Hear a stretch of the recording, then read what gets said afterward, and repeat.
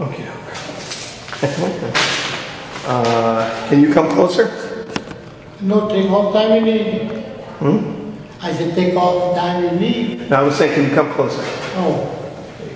You gotta speak up because I'm out of hearing. Gotcha. Good. Perfect. Perfect. Perfect. Good, good, good, good, good. All right, here we are. Good job. Let me adjust the...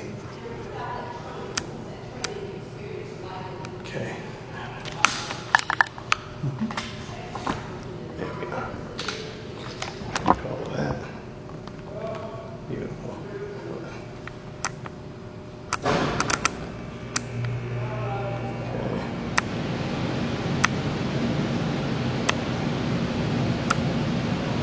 Okay, here we are.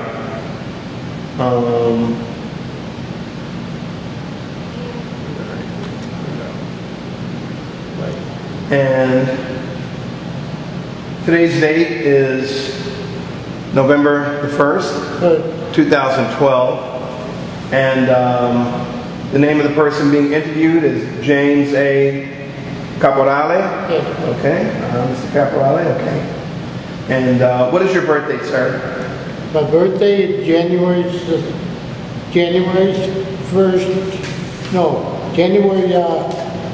7th, 47. Gotcha. And where were you born? I was born in Hartford, Connecticut. Okay, gotcha. And what is your current address? My current address is 626 Prosperity Farms Road, apartment number 8, North Palm Beach, Florida, 33408. Okay, good. And you and I'm the interviewer and the videographer, and my name is Carlton Cartwright, and I'm the executive director of the Children's Coalition Incorporated, and we're here doing the interview at the Veterans Affairs Medical Center in West Palm Beach, Florida. Okay, and let's see. What war or what branch of the service did you serve in? I served in the Navy, and I did Vietnam War. Okay, you did Vietnam. And what was your rank when you separated? PO2. PO2? Yeah. Is that private? No, petty officer, second class. Petty officer, second class. Gotcha. Okay. Okay. Were you drafted or did you enlist? I enlisted. Uh-huh. And where were you living at the time? I was living here in Florida. Okay. And you said you enlisted? Yeah. And why did you join? I joined for two reasons. One, I didn't want to stay in school. And second of all, my father gave me an ultimatum to either join the service because the Vietnam War was on, and he said if you don't get any education, nobody's going to hire you. Right. So I went down and signed up and went in the service. Okay. Why did you choose the Navy? Because Navy was always in my relative. I had an uncle that was a CB. Oh. I had a couple cousins that were Navy personnel. Okay. All right. Why? Do you recall your first days in service? Pardon? Your first days in service. What was that like? You know, getting signed in, going to boot camp. Well, first of all, I was supposed to go to California, and they had an epidemic over there, and they sent me to Great Lakes. The first day was really hectic because all I went up there with was a windbreaker, and not knowing how cold it is. And I did my tour up there. I stayed longer than I expected because I had some medical problems. Okay. Okay. So what was basic training like? Where did you do basic training? Basic training I did in Great Lakes. It was kind of hectic. Do you remember your instructors? Name-wise, no. But otherwise, you remember them? Yeah. Tell me about them anyway. One was, my instructor was charged the group, was a chief petty officer, and I changed because I had medical problems. They changed me from one group of people to another. So I stayed extra time up there. And I remember going to different schools for the service. Okay, what were you training in? Can you remember? Yes. What I wanted to be a draftsman in the service. And when they sent me and I also said I wanted to go someplace other than Florida. What they do, send me to Florida, and they sit on a destroyer, plane destroyer, and there's no such thing as a draftsman. So they trained me for the first 6 months as a boiler technician. Right. And then I didn't like that, and somebody wanted to transfer with me, so I went into, years ago it was called the old ship fitter rate. And now they combine ship fitter, they combine damage control, pipe fitter, and woodworking all together. They call it hull technician. Whatever to keep the ship afloat. Right. Okay. All right. Okay. So where did you go after the training? I went to Mayport, Florida. Aboard a, like I said, a regular destroyer. And then after that, we were known as a goodwill destroyer. We went for a while to travel to Mediterranean. I traveled to South America. I did about 39 ports. Okay, wow, okay. So was that like around the world or halfway around or? Yes, and I even went across the equator.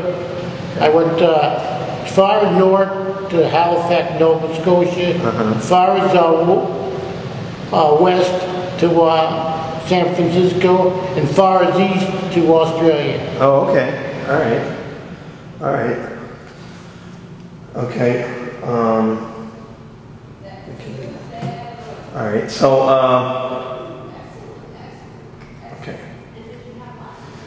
So at what point in Mayport, you went to Mayport for what? For more training?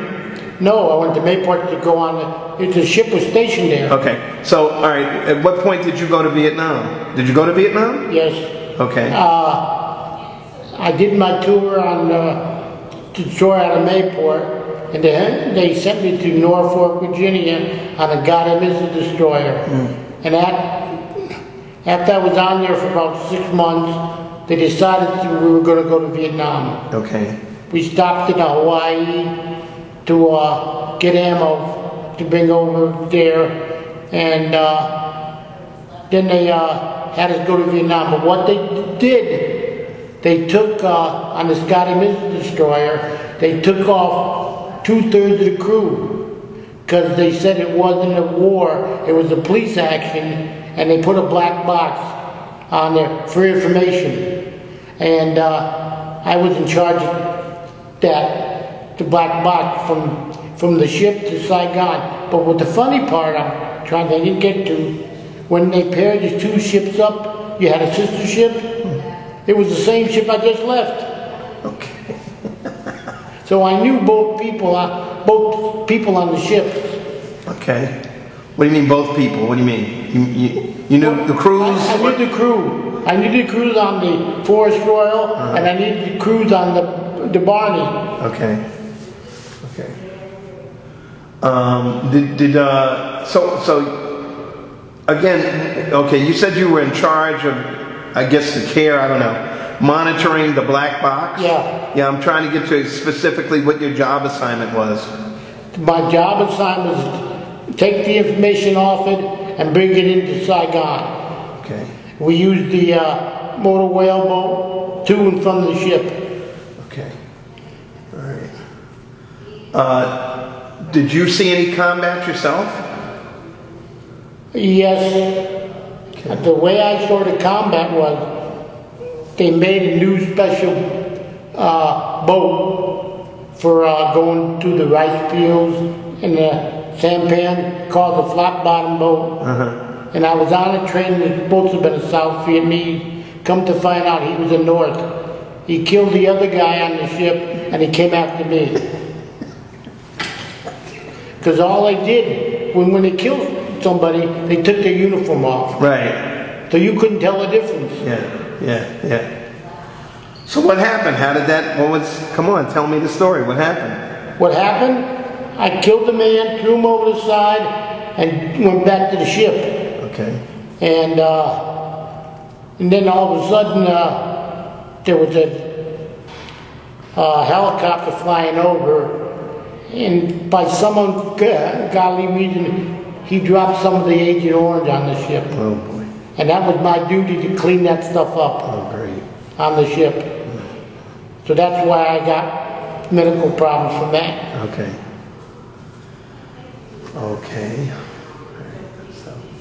Beyond that, obviously you survived, but however you were injured. But besides yourself, did you see a lot of casualties? Yes. You did. And what were those circumstances? I seen a lot of casualties when I used to go into Saigon. You know, but I had nothing to do with them. I just seen them. They weren't from your unit. Yeah. But you saw a lot of wounded. Yeah.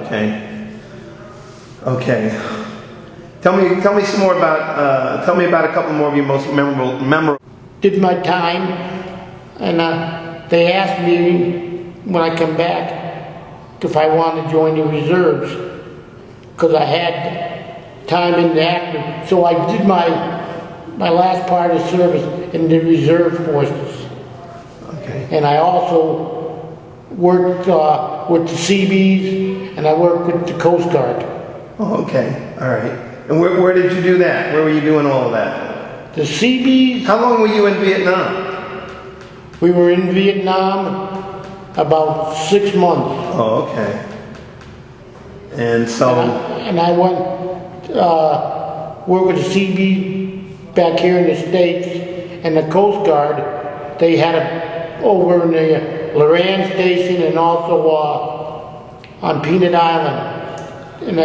And when we did our 2 weeks active, they would send us over working with either group, and also then they changed and made it where we used to go to Mayport, Florida. Yeah. For the weekend, and we had to do repairs on ships that came on in my rate. Right. So we used to go up there Friday night and come back Sunday afternoon. Okay, so how long was your whole active duty tour? 2 years? With the reserve, active? Active. Active was 6 years. Oh. And the reserve time was the rest of it to make a total of 23. All right. Well, you told me you were in Vietnam for 6 months. So what other places were you at for long periods of time? We did a lot of, like I say, goodwill going. Like we went to South America. Oh, and then while I was in Vietnam, I got pictures of when the Forrestal was on fire.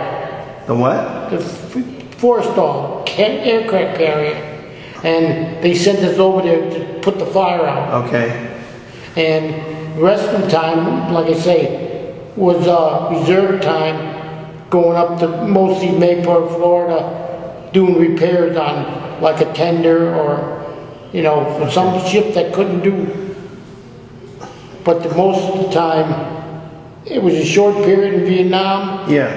We brought the shells over there. We stayed there for firing, and then they got the information they wanted, and they sent us back home.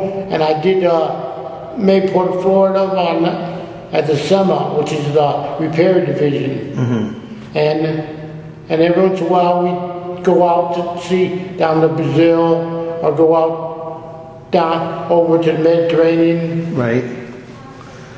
Oh, okay. All right. All right. But it was 6 years active duty. Yeah. And how many years reserve did you do? May 23. What does that mean? 2 years? Yeah. No, 23 years total. Okay.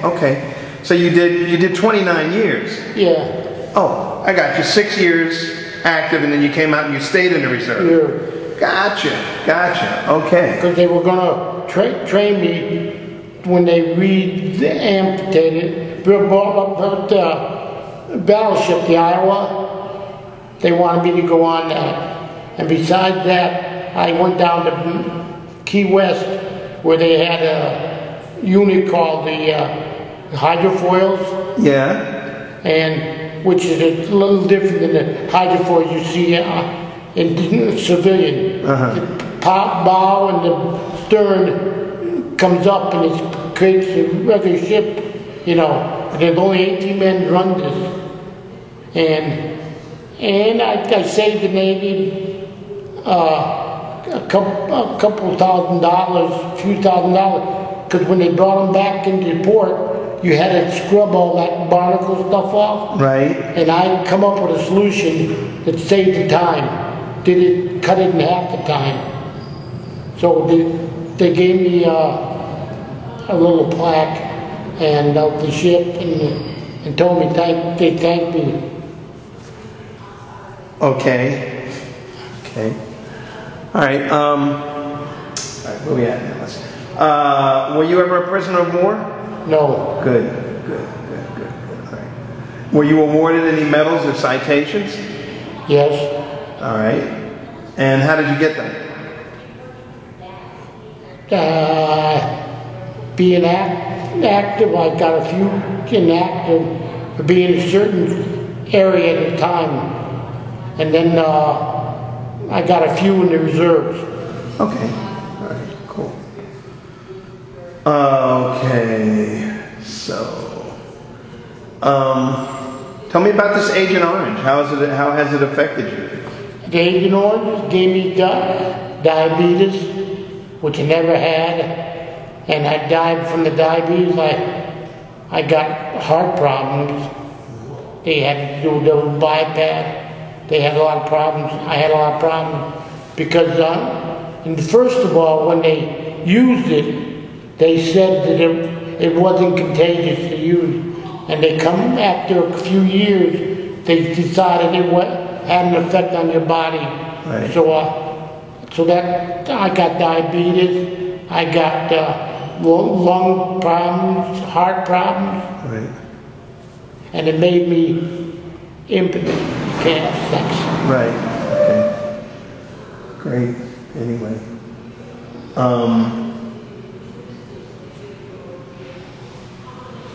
Okay. Whoops. Didn't mean to. Next section here is tell me about the just in general, I guess, your life in the service and or even under fire. Well, in the service, my life in the service, I enjoyed because I saw a place that I wouldn't see by being in the service, and I was always ready to help somebody out, if they needed a hand. And under fire,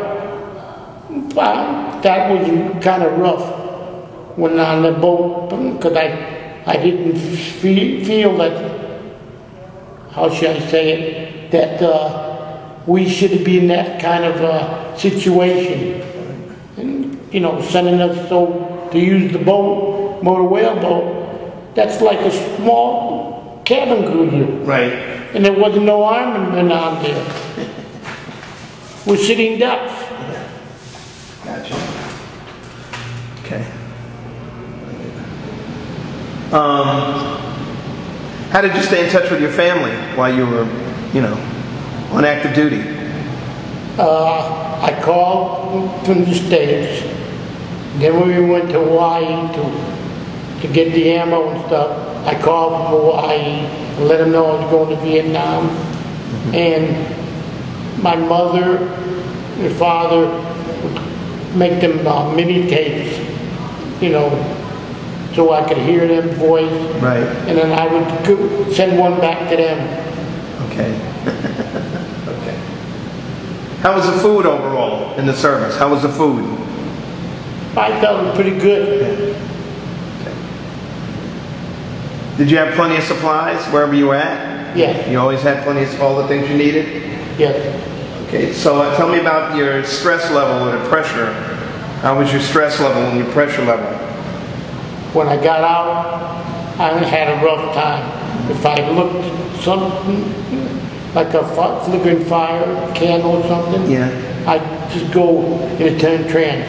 Because being on with the star shells, yeah, seeing all that burst. So, and right now,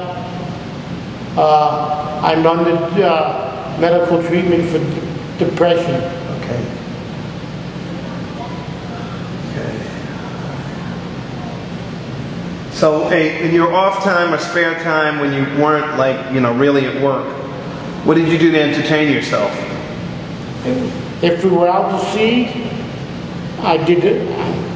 I'm a great lover of art, and I would go down to Chief Petty Officer's quarter, and cook them meals. I did cooking on my own, and I would go play games with the guys, and mostly slept mostly. Because we didn't get much sleep because we worked all day repairing things, right, and then we're up all night firing.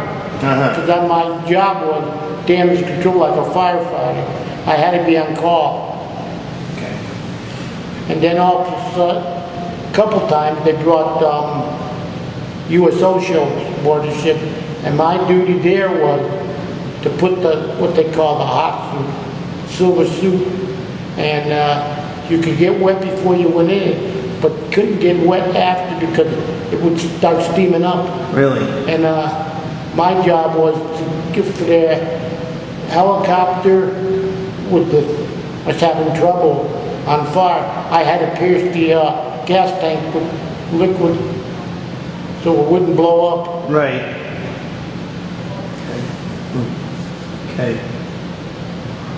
So, okay,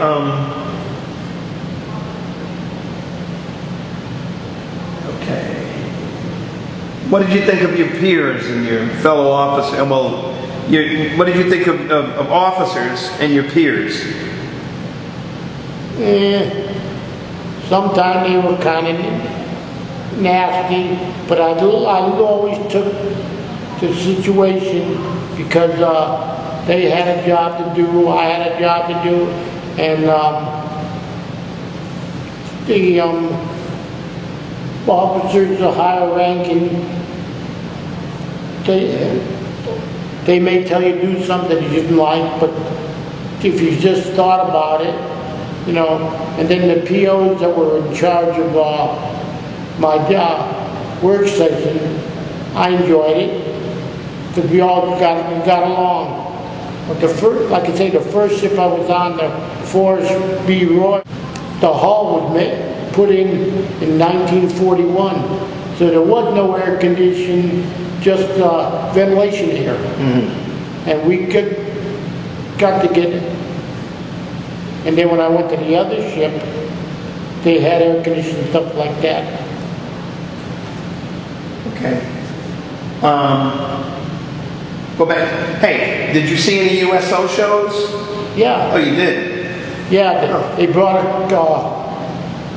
group to play the accordion called My Three Sons. Okay. And they brought Mina Farrell aboard to sing, and I had to get hold her down from the helicopter. Okay. Okay. And then we did some good wool work when we went to Rhodes, Greece. We went to the Mediterranean. Yeah, Mediterranean. But what I'm trying to say is we did for the sisters, they had a place where underprivileged kids, Yeah. and we went in there, stayed an extra 2 days, and paid the whole place for them. Okay. Did you keep a personal diary? No. Okay.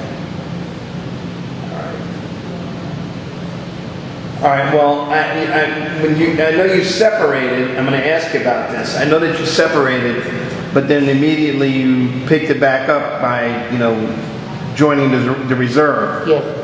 So I'm going to ask you. Well, anyway, when you officially separated after the 6 years, where were you?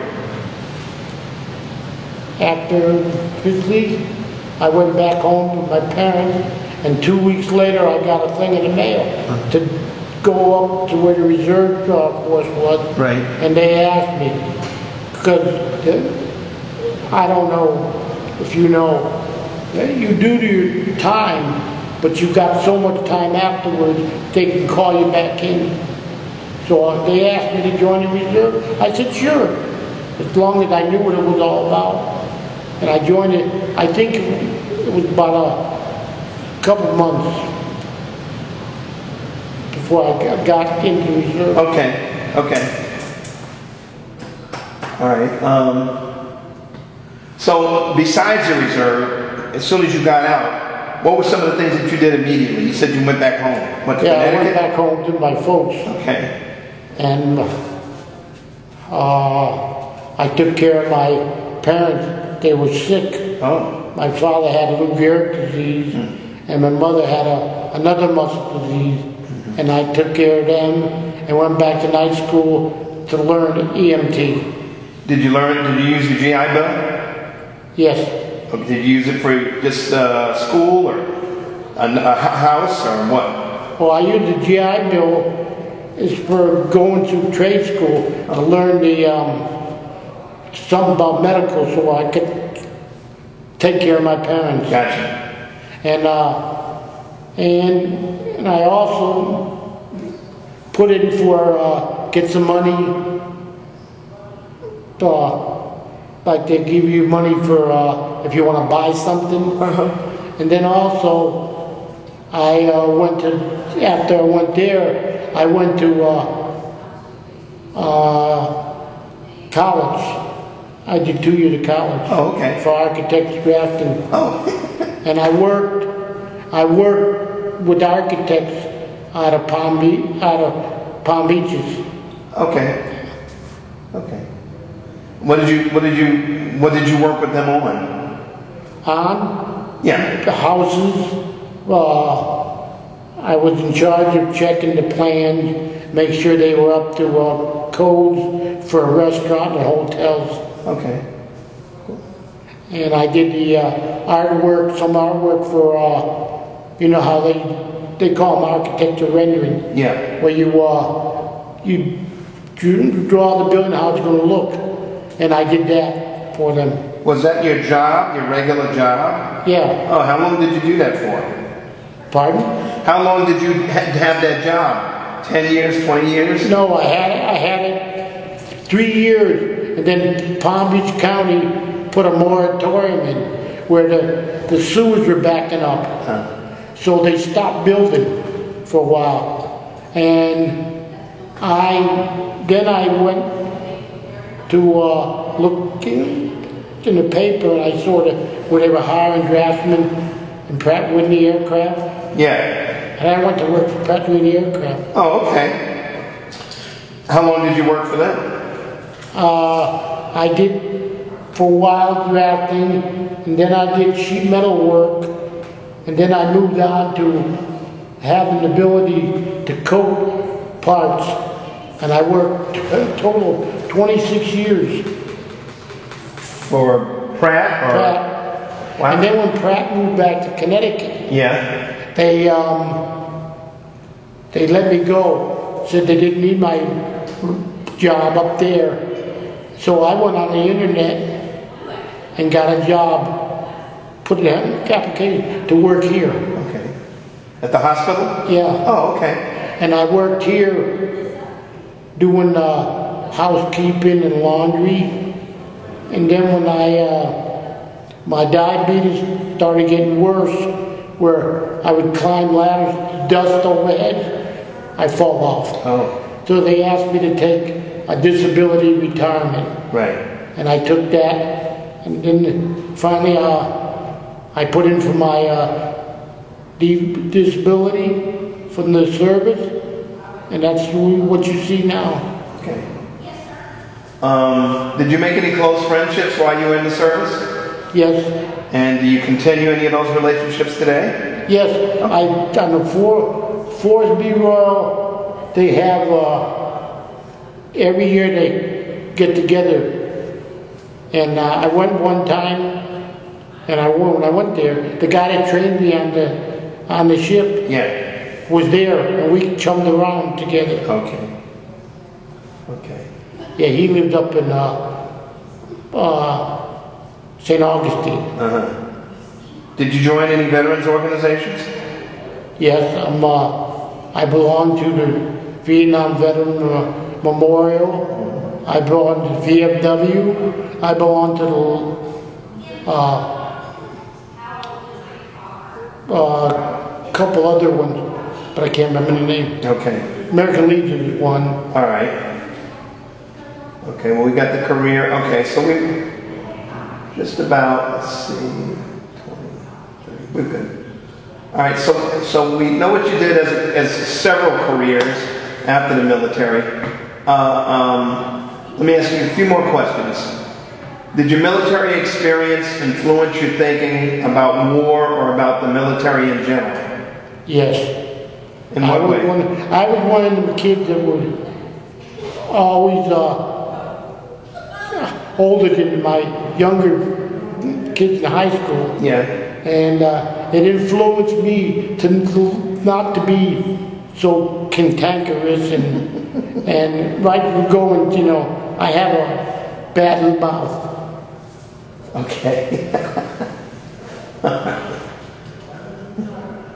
What kind of activities is the Veterans Organization that you've been in, what kind of activities have they had? Well, the VFW, years ago they used to have a parade, Christmas and Dixie parade in Lake Park. I used to carry the flag all the time. Right. And then they'll always ask me to come for meetings and things. Yeah. And if I could help somebody with my knowledge, I'm willing to. And as far as war, I think it's senseless the way we go to war. Okay. I look at it that way because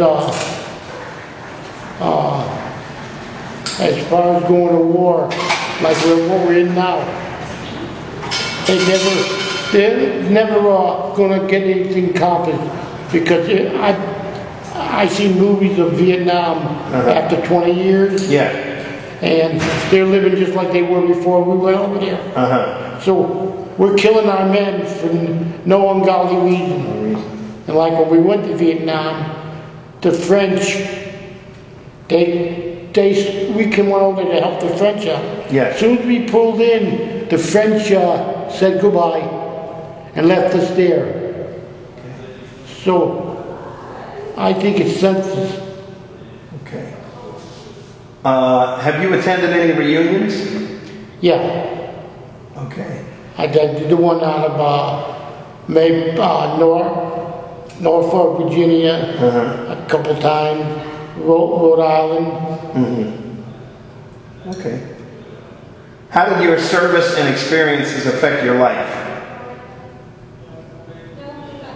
They affected my life to make me more aware of what's going on and be more, how should I say it, aware of what was going on in the political, and it affected my life not to help somebody in need. That's what I learned out of it. And last question, is there anything you'd like to add that we have not covered in this interview? No. You good? Okay. All right, Mr. Caporale. Caporale, I want to thank you very much for your time. Thank you very much for your service.